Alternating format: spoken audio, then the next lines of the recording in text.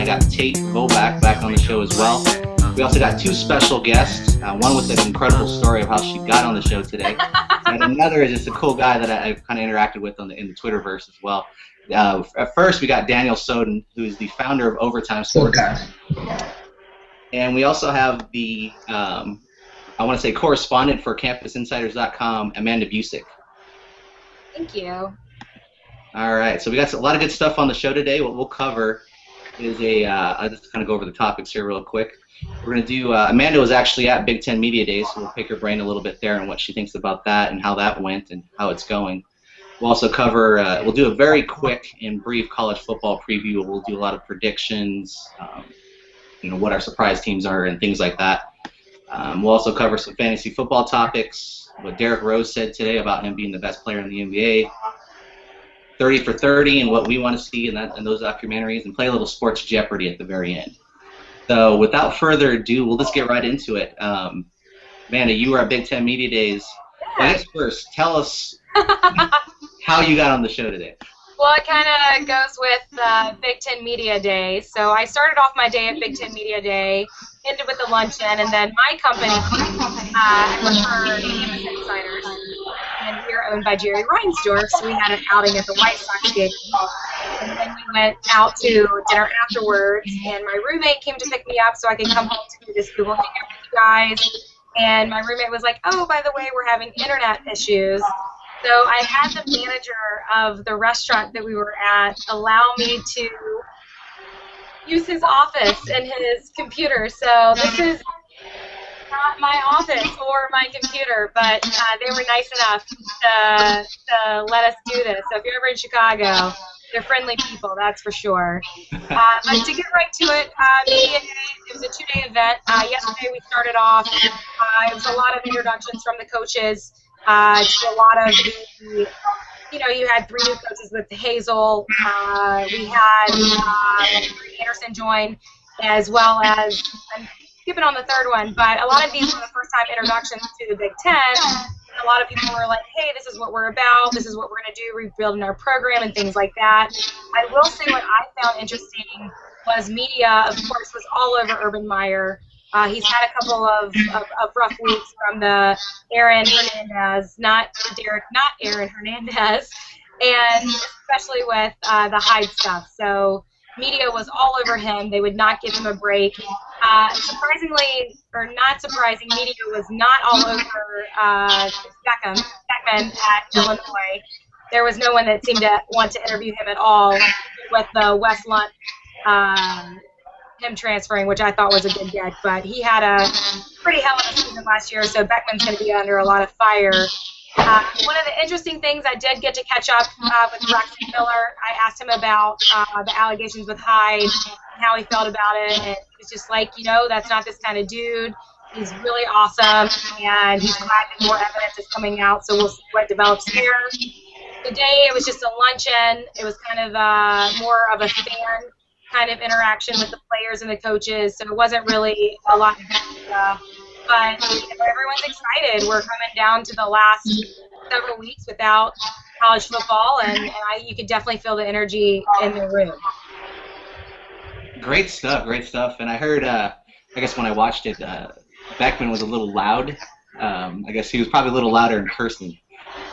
The thing with Beckman, he was definitely up on the podium with a little bit of arrogance. I don't want to say that the arrogance was a bad thing, but you're clearly going to be on the hot seat this year. You're almost fired after 1 year as a coach of a Division I program. That's unprecedented. So I think that maybe a little ego is involved, with most likely with college coaches it always is going to be that way. But he was definitely very boisterous and wanted to get kind of Illinois pride going. But we'll see what happens. Great. And what was the fan turnout there? Oh, it was huge. Actually, there was so many at the ballroom. I can't give you a total number, but it was completely filled up. I know there were 100 different tables that were set up, probably 10 people at each table. So it was definitely a big turnout. For fans, the lines were long for both Ohio State and Michigan, which, we know that's going to be the case. But, what I really enjoyed, this was my first Big Ten Media Day. And there was just a lot of access. Like, if I wanted to go talk to Jim Delaney, I went right up to him and talked to him. I talked to a couple of people from the Rose Bowl, which this year is huge. You know, it's maybe the last Rose Bowl in Pasadena, as well as the BCS championship before we head to the college football playoff. So it was a pretty big year for Big Ten media, and handled it well. Sounds like a lot of fun. I'm definitely looking forward to it. So, I mean, I get advice for anybody going out to the Big Ten media days or any media days for the very first time. I think that if you get the credential to go, make sure that you're using it to that work. So if there are people that you need to meet, if there are people that you need to interact with, network with, everyone's so friendly, and honestly, in the digital age, there's such this sharing of information. So there's a lot of people you can connect with, and just go for it. Have no fear in asking, and a couple of the SIDs for the schools I had emailed before I went to the Big Ten Media Day, and I was able to have them have a faith with my email once I introduced myself at the media days. So going forward, it should be pretty easy with connecting with these guys and coaches on players and things like that. And that's what you want. You want to have that communication open where, oh yeah, that was the girl from Campus Insiders. I know who I'm talking to. So. Very cool, very cool. And before I get to your guys' questions, Dan and Tate, I think, Dan, you're getting a little feedback on your computer. I don't know if you can turn on the volume or maybe your cell phone or something. See if that solves the problem. But anyways, Tate, did you have any questions for me? Did you see Derek and Tate at the Nebraska station? Did I see what? No, I'm just giving you a hard time because Derek's a big Nebraska guy. I did talk to Taylor Martinez, and I asked him about the fumbling issues and how they handled him in the off season. So was he awkward? Drills getting ready. Was he awkward in his response? He was a little awkward. I mean, listen, I'm a female in sports, so I think it's a little bit of a weird interaction anyhow. But he was to the point. Yeah, he's kind of an awkward cat around town here. So I'm actually in Omaha right now. So. Oh, great. So, I will say the most interesting conversation, or the interview that I enjoyed the most, I was asking Devin Gardner about NCAA 14 and how he felt with Denard Robinson being on the cover, and he was like, I really play it too much, but what I really love is that our rivals have to buy a Michigan cover for their games. So it was a really cool conversation. Oh yeah. Whenever I have somebody I don't want on the cover, I usually print my own cover out anyways to cover that up. But that's pretty cool. I mean, unless you're at events like this, you don't really get to hear stories like that. So right. That's pretty cool. Any other questions, guys? Or I heard that Brady Hoke mentioned that Ohio State kid that had the cancerous tumor that he named Michigan. What did he say about that? Oh, yeah, there was actually a question asked in the audience about that. And the cool part for us, we actually had Grant Reed on Campus Insiders about 2 weeks ago before this story really blew up. And then when we heard that Coach Hoke extended the offer for him to come play, or for him to come to the game as, an Ohio State fan, but here's the extension of the offer from a Michigan guy, it was really awesome. And when he addressed the audience about that, he said, I'm a father. My child, I think he mentioned that his daughter was in the hospital when she was really young, so he just said that it really hit his heartstring, and it was, of course, as a father, beat Michigan, if that's what it is, do it. So I think it's, it's definitely put a nice image in my mind for Brady Hoke, and I think it's very genuine. I think he really meant the action, and he kind of backed it up at the Big Ten media with his words. So. Very cool. That is really cool. I mean, there's a lot of good. I mean, there's some bad publicity going on with the Big Ten with the whole Aaron Hernandez thing and Urban's transgressions, but with Jack Hoffman and this story that we were just talking about now, I mean, at least there's some positives that I'm sure Jim Delaney loves a lot. So, well, kind of on that note, if there's no other questions, and if you have anything else to add to that, Amanda, we'll kind of just jump right into a quick and dry college football preview. We'll probably do a dedicated show here in a couple of weeks, but just want to get some quick hitters out there, and we'll just start with you since probably have to go after this segment, but I am in someone else's space, so I should probably. I'm gonna get a little claustrophobic in there. But let's start with a easy one here. Heisman predictions. We have a post on the site where we were looked at the last few years where the Heisman winners kind of come off the radar. Absolutely. And Johnny Manziel, he wasn't even a starter at this time last year. RG3 kind of came out of nowhere. So there's some obvious favorites out there. Clowney, Johnny Manziel again. Who do you think would be that outsider coming in to crash the party and win the Heisman this year? So I think with the Heisman candidacy, and especially as of late, I think you should always take the field in your predictions. I'm actually going to go a little, maybe this will be a little Geno Smith of how hot he was in the beginning of last year, but I think a lot's going to come down to the Clemson-Georgia game. And whoever outperforms the other in this game, I think you're either going to have Taj Boyd coming out of there hot, or you're going to have an Aaron Murray, or maybe even a Todd Gurley coming out of there hot. And then kind of like my backup non-Johnny Manziel that could possibly get this done, I'm going to go out to Oregon. I think Marcus Mariota is definitely going to light it up this year. I think they have the chance, even with a new coach. He's going to be kind of my left field. He'll be kind of like that mid-season to late driver, kind of like the Johnny Manziel that came out of nowhere mid-season. Those are great picks, and the scary thing is Mariota would have been backing up Manziel at Oregon if he would have stayed there. It's crazy. Who do you guys got, Dan? Not being the college football guy that I am, I'm going with Clowney. Everything I love about that guy, he's just dominant. If he can continue the path to destruction that he's last year, which I'm not sure if the whole new college that they have, that they're pinpointing on him with that replay. Seen that hit that he won with the SB like 20 times over the last week. Mm-hmm. Other than that, I don't know who else to keep an eye on. Dan, I don't mean to disagree with you, but I think it's going to be really tough to convince. The whole big thing last year was, are you going to go with a freshman or are you going to go with a defense guy? I think the NCAA needed some good press, especially with everything that's been going on in their shop lately. I would love to see Clowney do this, but I don't see them going freshman then to a defensive player back-to-back. I feel you. I'm a defensive-minded guy. There you go. No, your opinion. I would love to see that happen. That was the hit heard around the world. So. Yeah, and some are saying that hit would be illegal this year. Which is it actually would. I think they just put that into, anytime a helmet comes off, I think it's an automatic. I was reading a highlight of it. I don't want to overspeak, but there was definitely something with Clowney's hit that would not work this year. Yeah, I think it was kind of the whole targeting, the new rule with targeting. I'd love to see Clowney win it just for a defensive guy. I think the most deserving defensive guy I've seen in the last 10 years was probably Sue. I know I'm a little biased there, but just to kind of break that glass ceiling for defensive players would be big. But he's going to have an incredible year to do that. What do you think, Tate?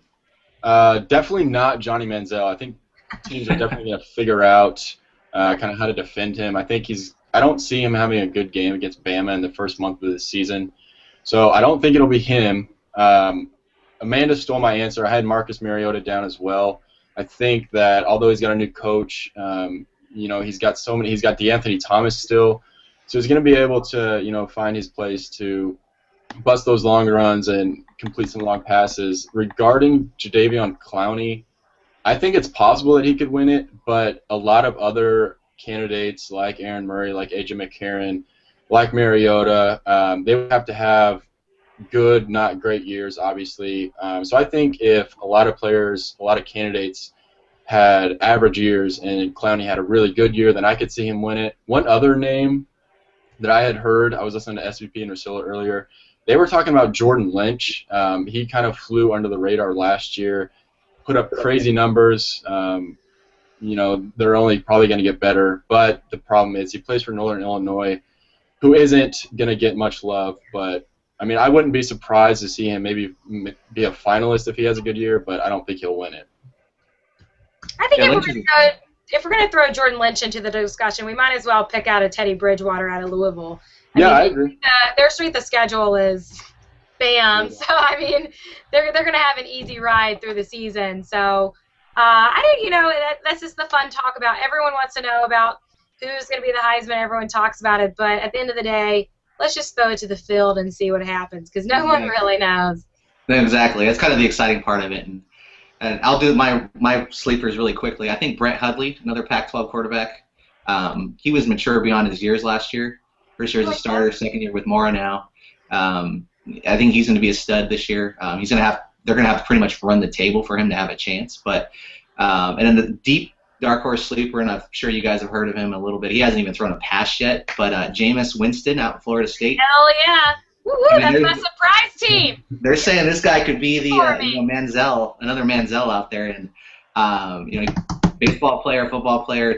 I usually don't agree with Trent Dilfer, and he says this guy could be a pick in the next couple of years. We'll see what he got. So hopefully he's not another Zach Mettenberger where we're hyping him up and he just flops on us. But wah, wah. That's another conversation. We'll kind of move right along here. Surprise team. What do you guys think? You made that easy for me. I'm going to go Florida State. They lost E.J. Manuel in the helm, but like you just said, my man Winston's going to be right in there. I think that, the toughest thing when you look at Florida State is they play in the ACC. Obviously, the conference has struggled as of late on a whole with football. I think we're going to see some good ball out of Clemson this year. But I'm going to go Florida State as a surprise team. And I'm also going to throw out, this is going to sound kind of odd, I'm going to go to the Mountain West Conference. I think we're going to see a lot out of Boise State, Fresno State. If we can get even the San Diego States to kind of chomp up, I think that this conference is really going to kind of accelerate on the scene this year. I mean, we saw them a little bit in basketball this last season with the RPI rankings. But I think football for Mountain West this year, you're going to hear a lot of noise out of them. Interesting. Who do you got, Dan? I've watched briefly last year. I kind of like UNC. I think their offense is complex, and I think that this year they'll be able to pick it up a little bit more, and I think that they'll have a good season. Say North Carolina. I don't really.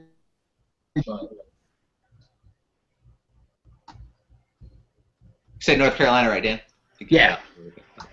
Larry Fedora, I do like him as an offensive mind. Are they still on? They still have their probation or whatever they got going on? Investigation? Well, they were in some sort of hot water a couple of years ago, but I don't know if that's blew over. But they were Austin and Hakeem Nicks, but I'm not sure if that's over with or not. There's a lot of stuff going on with the basketball program right now. I think that's what it is. Yeah. Something going on there. But yeah, they can definitely sneak up on some people in the ACC, so I can see where you're coming from there. Who do you got, Tate? And if you say Candace, I'm ending the show right now. I am very optimistic for KU's year, but they're not winning more than 4 games, unfortunately. But look out for Tony Pearson. He's going to be good. My surprise team is Washington. I think they're in a very tough division with Stanford and Oregon, but if Keith Price can play like he did in 2011, year before last, then I wouldn't be surprised to see them beat either Oregon or Stanford, maybe make it their way to the Pac-12 championship game. I really like Steve Sarkisian. Another team I like, this is kind of a very, very surprise team if they did something, is Texas Tech. For some reason, I just have a good feeling that Cliff Kingsbury is going to be successful in his first year for the Red Raiders. So we'll see. Some good picks there. My pick, I did the same question a few months back, and my surprise pick at the time was Oklahoma State. But now they're picked to win the Big 12, so I don't know how much that is going to be a surprise to anybody. And I know it's going to be a homer pick for me, but by the time Nebraska goes to Michigan November 9th, they should be undefeated. They don't even leave. Should be. Games are Wyoming, Southern Miss, UCLA, South Dakota State, Illinois, Purdue, Minnesota. I mean, UCLA is not a gimme, but that's pretty cake schedule there. I would say that's not a surprise. That's just I think that when you look at the new divisions in the Big Ten, I mean, Wisconsin and Nebraska, they definitely lucked out when it comes to scheduling and who they're going to be facing. I mean, when we face, let's fast forward this conversation a year from now. You have Rutgers and Maryland joining into the conference. They fucking lock. Wait, can I say that? Can I say the F word? Yeah, you can. No offense, Dan. Dan's a Rutgers guy, by the way. Maryland and Rutgers are going to get No, I mean they're Michigan State, Ohio State. Like there's just no way that these programs are gonna have any like. I mean, you guys have like Indiana, Purdue, Minnesota. Like Minnesota can be a good team time to time, but Wisconsin, Nebraska definitely lucked out on the scheduling for football. In a perfect world for me, in my perspective, it'll be like the Big 12 North again, where it was just pretty much us and whoever. But well, except 2007 when KU put. Yeah, whatever. Kate. You bring that up every episode, man. One thing, seriously though, one thing about the Nebraska UCLA game is UCLA is going to be playing at like 9:00 a.m. their time, which that's rough. So I definitely think that's like 7 points for Nebraska right there. And it'll probably be too cold for them, and even though it's the fall here in Nebraska, but probably. Anyways, so I don't really have a shocking team. Okie State was kind of my team. I don't really see anybody coming from left field as of right now. I think when we do our full throttle college football show, I'll probably have somebody in mind. But we'll just kind of move this right along here. Game you're looking most forward to? Back to me? Yeah, we'll just start with you again, Amanda. I mean, if this isn't the same game that the whole nation is looking forward to, I think we have a serious problem. I think all eyes are going to be on College Station September 14th when Bama takes the field against Texas A&M. I mean, the entire world, or at least Bama Nation, is waiting to put revenge and justice onto Johnny Manziel. I mean, I was looking into last week a couple players tweeted out the Bama locker room and how Coach Saban has towels with Texas A&M on it. They have the game playing. So he's definitely instilling it in their mind that, you know, whatever the rest of your season is, the only thing that matters is you beating Texas A&M. So that's the game I'm looking forward to this season. And, you know, I want to say I really believe in Texas A&M, Coach Sumlin. I really, you know, Johnny Manziel's a kid. He has his right to his off-season antics, whatever. The problem is that, Johnny, you've given so much time to these programs to figure out what you do. He kind of came on as a surprise last year. Well, hey, guess what? We've had an off season, and we're going to know how to shut you out. But the thing is that I don't think he's taking it as serious as the other programs that will be facing him this year, especially that Crimson Tide. So September 14th, here we go. Bama and College Station. I was almost going to ask this question to say, except for that one game, because I'm going to bet you guys have the same answer too, because that's what I had as number one. Same game. Just imagine if Johnny Manziel wins that game again, though. Well, that'll hush it up. That'll start his Heisman campaign again. I know Tate loves that. He's a big Johnny Manziel fan, but if he pulls that off, the hype before that game, like you mentioned, it's going to be the biggest game of the season. ESPN's probably going to have a Bama A&M month leading up to the game. They're probably going to compare these two teams to the greatest of all time, like they did with USC a few years back when they didn't even win the national title. Back to the surprise team, I think this is Florida State's best team in 13 years. Whoa. So they have Florida towards the end of the season, but they face Idaho prior to that, an FCS school, so that'll be cake. What else? I mean, their strength of schedule is they have a pretty cakewalk, but we'll see. We'll see. So the best team since the team that lost to Oklahoma in the Orange Bowl. We'll see. Well, what do you guys have for the game you guys looking forward to? I obviously have Bama, A&M, like everyone else. But since I knew everyone was going to say that, I wrote down two more. Oregon at Stanford. Both these teams will probably be ranked in the top 10. Oregon's going to want revenge from last year. Obviously, it's at Stanford, which should be fun. I love David Shaw, personally. I think he's a really good coach. I put out a tweet a couple of days ago that was like, other than Meyer, Miles, Saban, if you could pick any coach with the future in mind to coach your team, who would you pick? David Shaw would definitely be at the top of my list. Also, I think I have this on here because I think TCU is overrated. TCU, LSU, either the first or the second week of the season. TCU they're ranked third preseason in the Big 12. They got way too many first-place votes than I thought. They do have Casey Paulcall coming back, but who knows if he can stay out of trouble. They lost Josh Boyce and Sky Dawson. I just think they're overrated, so I'm excited to see if I'm right on that prediction because I think LSU is going to blow them out by 20+. Dan? I had the Texas A&M and Alabama game. I mean, as far as a guy that's not so involved with college football as you guys are, I mean, I don't really look forward to many of the lower key games. That's a pretty big game. Other than that, I'm going to be watching South Carolina because I'm tuned into Clowney completely now. And I'll be watching a little bit of the Rutgers every now and then, just because you have to in Jersey. Let's just hope that whole Jay-Z stuff going on with Clowney doesn't kind of derail the season. But I think they already cleared it. They debunked that. I think it's a plant. Sure. We had this conversation on Twitter today. That's opposing agents for Jay-Z are kind of envious of how easy he's pulling off these clients, and they're Easy. kind of planning I mean, if you were, who would you want? I mean, Jay-Z, please call me, be my agent. Like, come on. Like, him and JT were just in Chicago. Trust me. I had this conversation with myself on the way there. I was like, would I rather be Justin Timberlake or Jay-Z? And I had semi-decided on Justin Timberlake. And then you get to the concert. Justin performs probably 2/3 of the concert. But every time Jay-Z is on stage, the entire stadium is like just saluting the guy, just hove up, hove. doing the diamond cutter. That's who you want to be.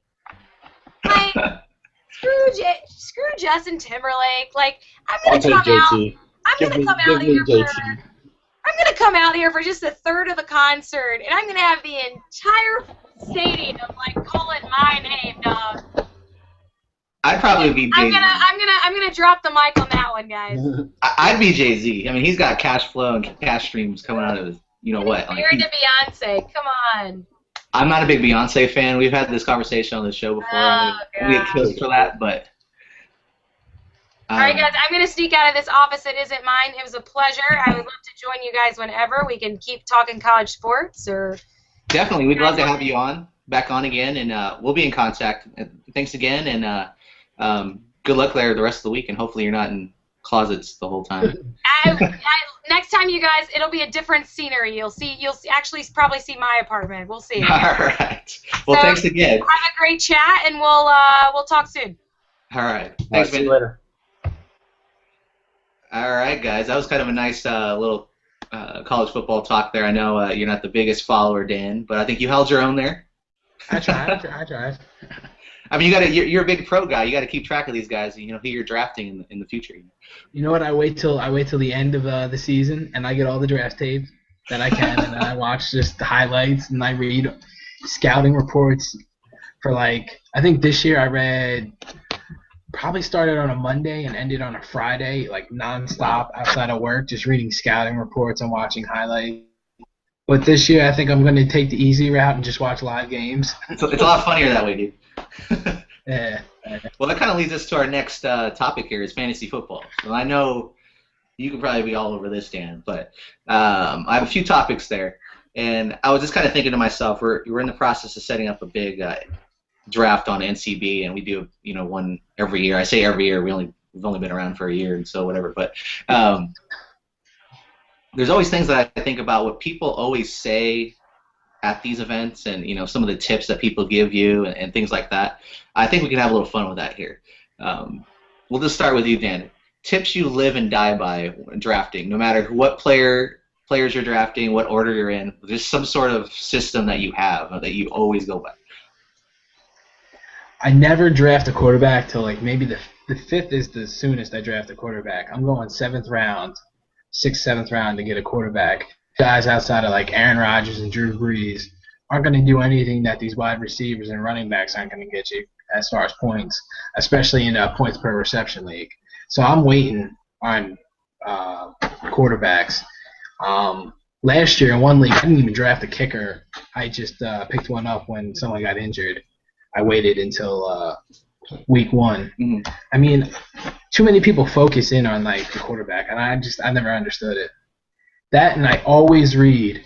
I take time. It's like a contract. I read how the league is scored because first year playing, I didn't realize about points per reception. So I'm drafting a guy that I think gets all these points and stuff. He gets the ball maybe twice a game and he'll get a touchdown. Meanwhile, the guy that had Wes Welker was taking me a week because you get points per reception. So I always look at how the game is scored because people do it differently. Some are points per reception, some aren't. Other than that, just play the game like everybody else does for the most part. That's some good stuff there. That's some good stuff. I know everybody always overlooks the scoring. They just assume there's a stronger way of doing it. What do you got, Tate? I'm the same way. Like Dan said, I try not to pick a quarterback till late. Last year, Tom Brady fell to me in the first round. It was kind of like whatever, I'll take Brady, and it paid off well. But this year, I'm really hoping. I really like Russell Wilson for some reason. I'm hoping he drops like the 5th round. I can pick him up. Rounds 1 through 4, I'll take obviously backs and receivers, and I won't pick a kicker or a defense until the last 2 rounds. Same with tight ends. Other than Jimmy Graham, there's not really many tight ends, so I probably won't pick a tight end until 9th, 10th round. Oh, and read this thing has been awesome. Yeah, I was going to ask you guys, what do you guys recommend for reading? I read a lot of online scouting reports. Just like I never buy anything because it's online for free, so I don't see a point in it.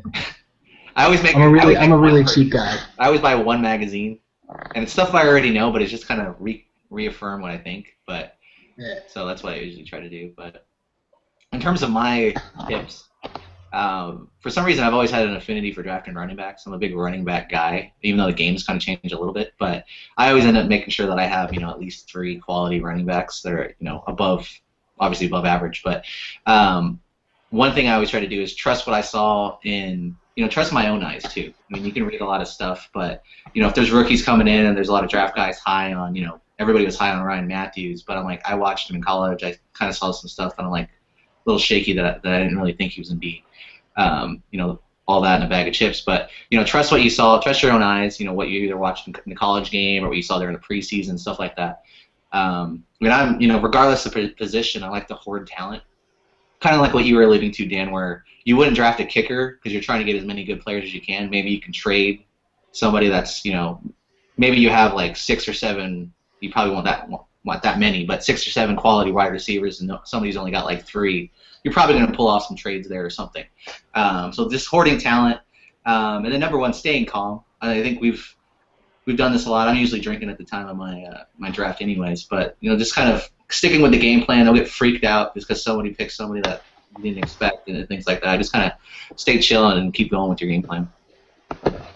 Yeah, I think there's a weird situation this year because you think that Peterson and Foster are going to go 1-2 in just about every league. And then after that, you got like Jamal Charles, Ray Rice, Marshawn Lynch, Doug Martin, etc. And all of those guys, in my opinion, are somewhat equal. Like you can't really decipher who's going to be better between Jamal Charles or Ray Rice. So this year, I honestly kind of want the last pick of the first round. That way I can pick up like Alfred Morris and then A.J. Green, and I got 2 of the top 13 players. So, I mean, if I could do that, I would way rather do that than take a risk at like Jamal Charles, who's going to be good, but then I don't pick again until the 22nd or 23rd pick. Mm-hmm.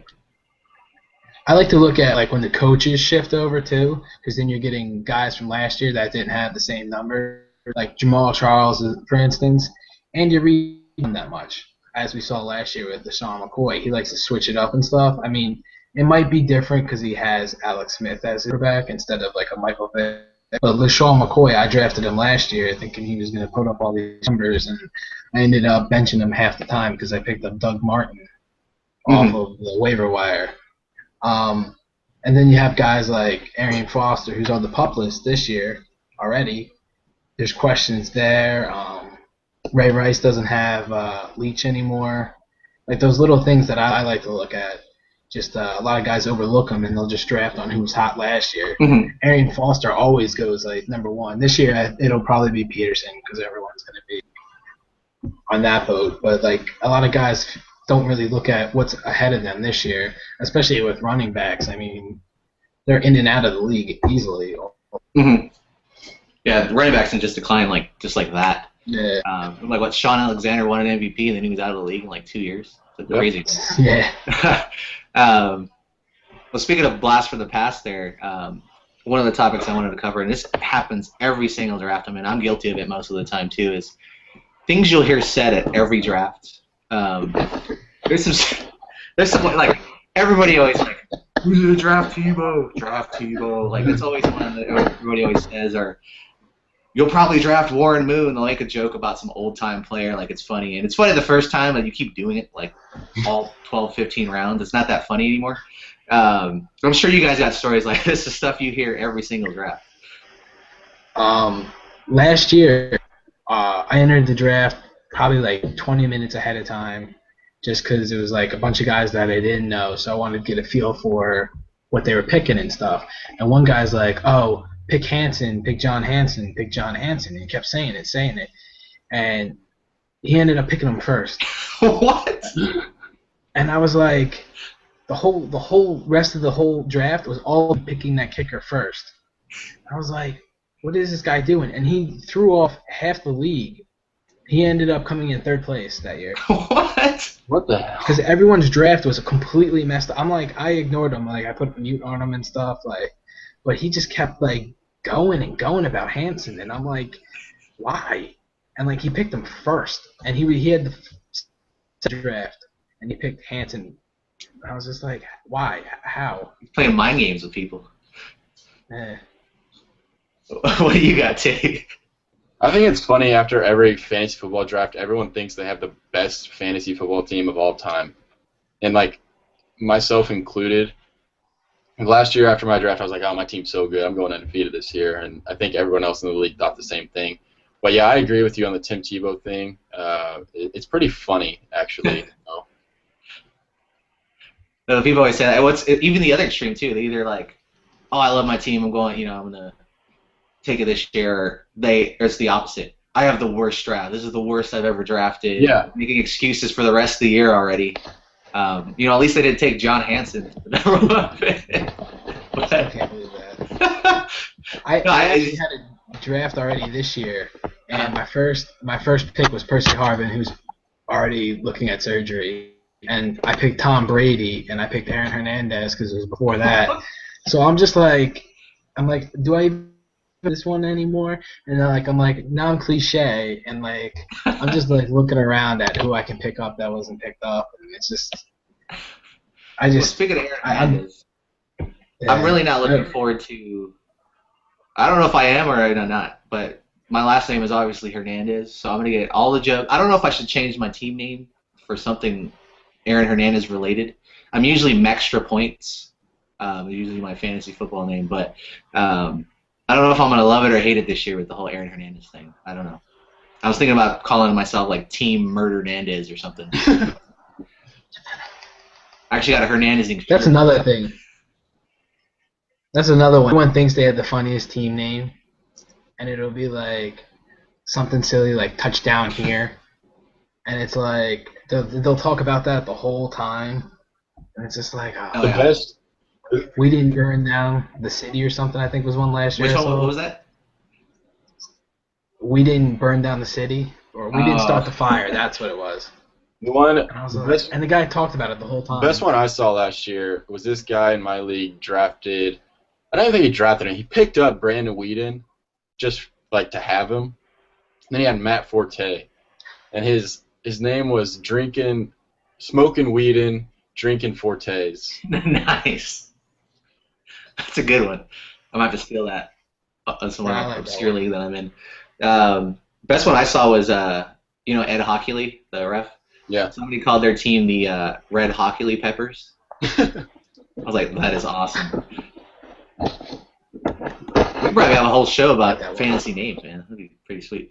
I know we're kind of running along here, but let's move on to predictions, bold predictions, and I'll just start with this one. I can't even say this with a straight face, but I'm going to say Run DMC stays the whole season healthy. I don't think that's actually going to happen. I'm lying. But I'm thinking Michael LaShore is going to blow up. I know everybody's on Reggie Bush right now. I think LaShore is going to blow up. And then everybody's going to know who Aaron Dobson is by the end of the season. All right. I think Chris Ivory is going to be top 5 running back this season. Top 5? For fantasy. Top 5. I didn't say like really bold predictions. I think he's going to be top 5. I think Doug Martin completely. And And what was my other bold prediction? I had another.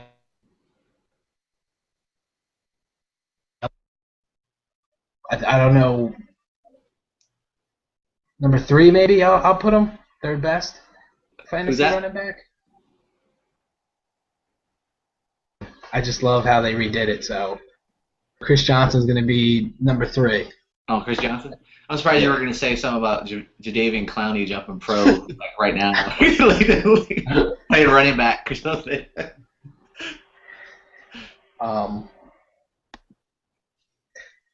What do you got, Tate? I think behind, this isn't that bold. I got a bold one and then a not so bold one. My not so bold one is I think Jamal Charles is going to be the third best running back fantasy-wise behind AP and Foster. And I also think LaMichael James will have not a great year, but a better than most people think year because he's going to be backing up Gore, who's getting older, getting less carries. So I say look out for LaMichael James. Ooh, that's a good one. That's a good one. And even his old teammate, I think Kenyon Barner, he's in Carolina right now. I know there's always the joke is they always have like 10 or 15 running backs in Carolina, but I think he might break out as kind of a surprise guy in fantasy too. This could be the year for it.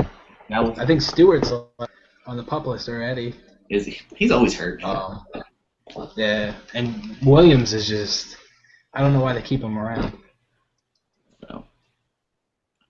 Well, yeah, that was any other topics, points you guys want to make for fantasy this year?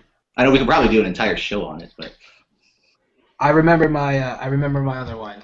Emmanuel Sanders, the wide receiver from the Steelers. He's going to be one of the best wide receiver fantasy, I think.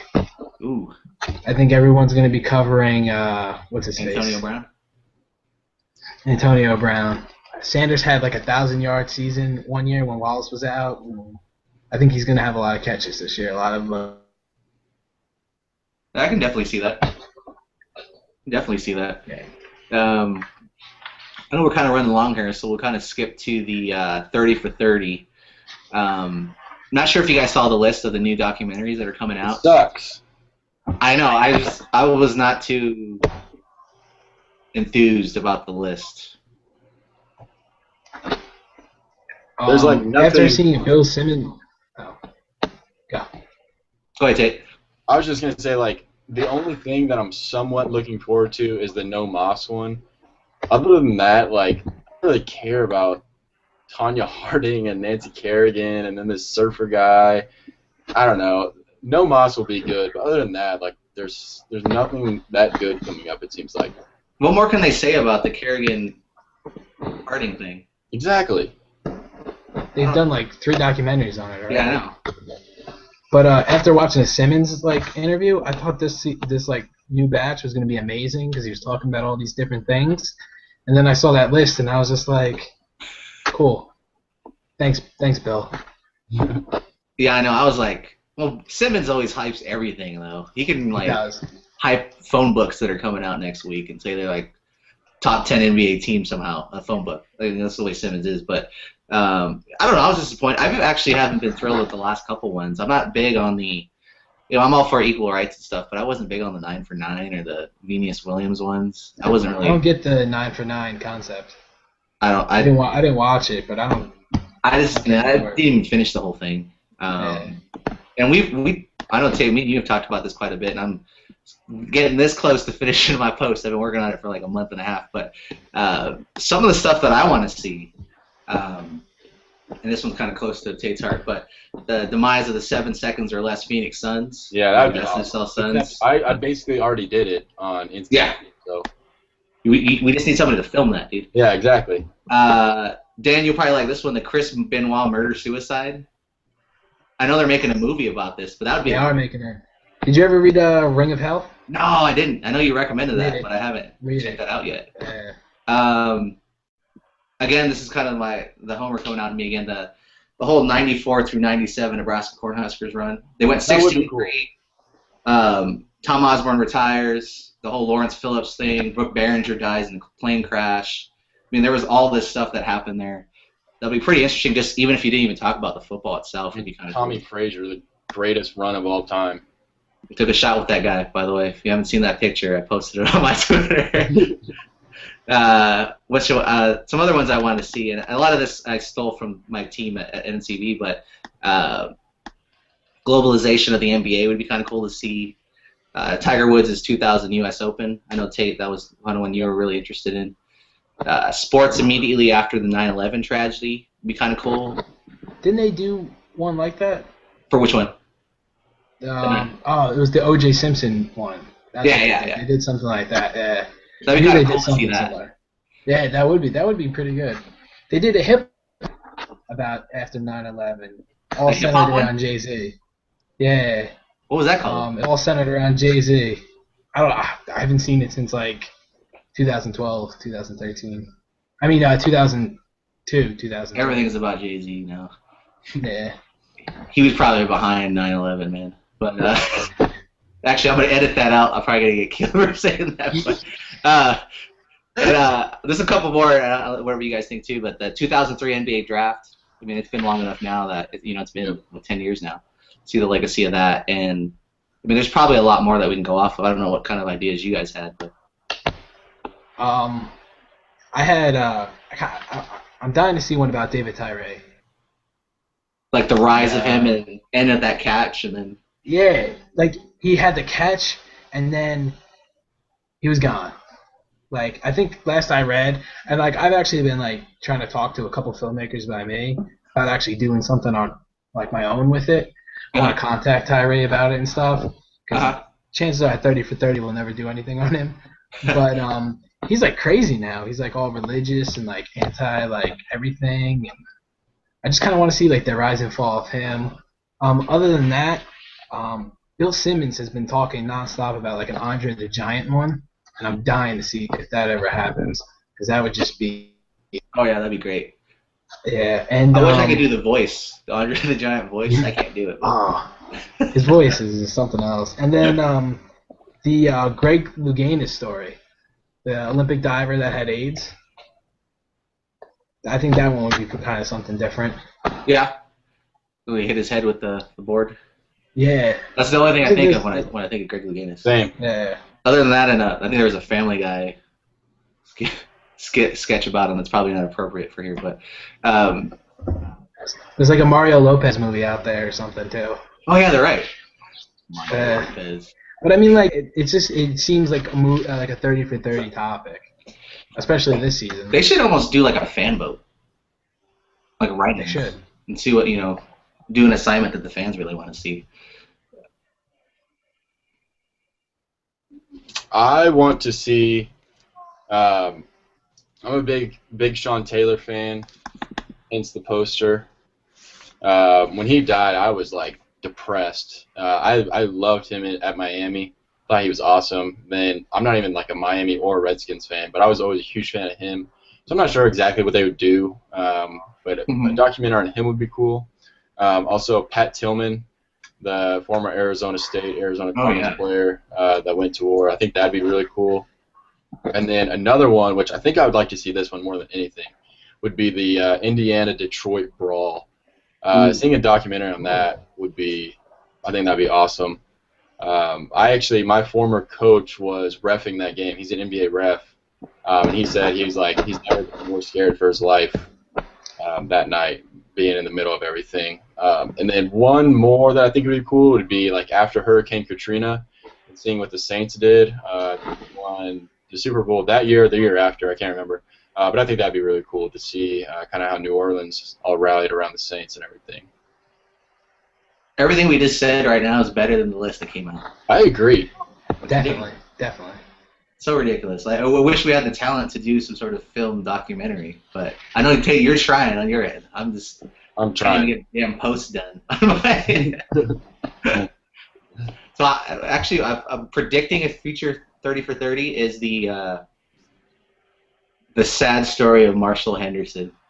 I don't think that story is going to end well. I don't either. No. And I'm a big Landshark guy. I mean, I don't condone a lot of the stuff he does, but I don't think that's going to end well. I think it's going to hit like him and Amanda Busick and have a crack baby or something. And like, I don't know. She already hooked up with players in the past. I bet. See, what was his name? The Giants linebacker. I think it was Keith Rivers. Was that him?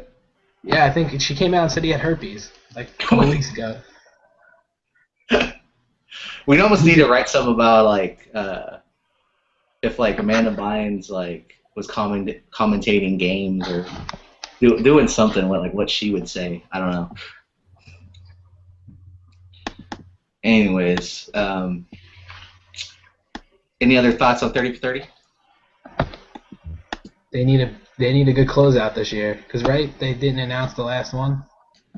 I don't know. Was that they're gonna have another set after this? I think during like Heisman week or something, they come out with like an unannounced one or something because they didn't announce Bo Knows, did they? You're right. You might be right. I mean, they'll probably have something big planned for like their finale season. Yeah, hopefully something worthwhile because they have nothing right now. Oh yeah, it's the summer. Nobody's probably inside watching it anyways. Yeah. Let's see. I'm not going to jinx myself. I haven't cut out yet, but we'll just keep going. So we'll just go right into Sports Jeopardy. I know, Dan, this is your first time on the show. Just like normal Jeopardy, I'll give you an answer. You come back with a somewhat witty response or question to that answer. So we'll just start with Tate to kind of get things warmed up here. And in honor of my name on today's show, the answer is Aaron Hernandez's lawyer. What is screwed?